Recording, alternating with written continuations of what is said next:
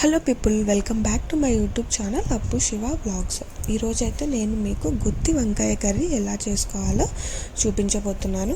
ఇక్కడైతే నేను ఒక 1/2 kg వంకాయలని తీసుకొని వీడియోలో చూపిస్తున్న విధంగా కట్ చేసుకొని సాల్ట్ వాటర్లో వేసుకోవాలి. సాల్ట్ వాటర్లో వేసుకుంటే వంకాయలు అనేది కలర్ చేంజ్ కాకుండా అలానే ఉంటాయి. సో దాని తర్వాత నేను ఇక్కడ మనం చేస్తుంది కర్రీ కాబట్టి కర్రీకి కావాల్సిన మసాలా ప్రిపేర్ చేసుకుంటున్నాను. ఫస్ట్ అయితే ఒక మిక్సీ జార్లో ఒక 2-3 లవంగాలు, ఒక 1/2 చెక్క, dry coconut, 1 onion and 2 tomatoes అయితే కట్ చేసుకొని వేసుకోవాలి.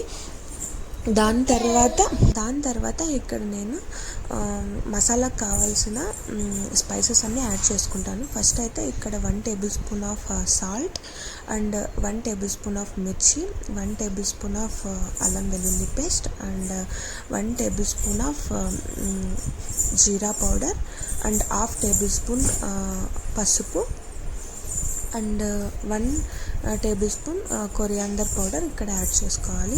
సారీ అండి, నేను 1 tablespoon మిర్చి పౌడర్ వేసాను, కానీ అది మీకు వీడియోలో చూపించడం మర్చిపోయినా.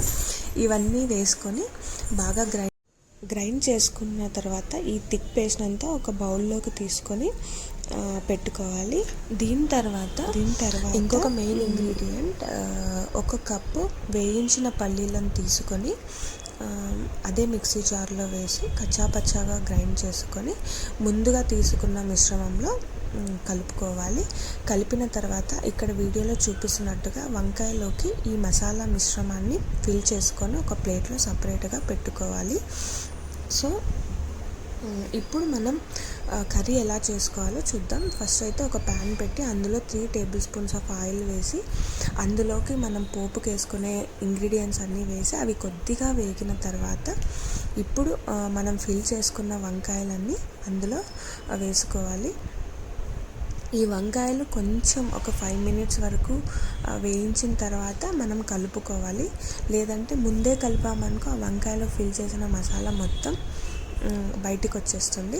సో ఇక్కడ నేను అదే మీకు చూపిస్తున్నాను. ఫస్ట్ వంకాయలన్నీ ఇలా పెట్టుకున్న తర్వాత లిడ్ క్లోజ్ చేసి మిగిలిన మసాలా కూడా వేసుకొని ఆ మసాలా బాగా మగ్గిన తర్వాత ఇప్పుడు ఇక్కడ 1/2 lemon సైజ్ అంతా చింతపండు రసం వేసి బాగా కలుపుకొని లిడ్ పెట్టి ఒక 10 to 15 minutes వంకాయ బాగా మగ్గేంత వరకు వేయించుకోవాలి. వంకాయ బాగా మగ్గిన తర్వాత ఇప్పుడు మనం ఇలా మధ్యలో కలుపుకుంటూ ఉండాలి, లేదంటే కింద మనకు అడుగు అంటుపోతూ ఉంటుంది.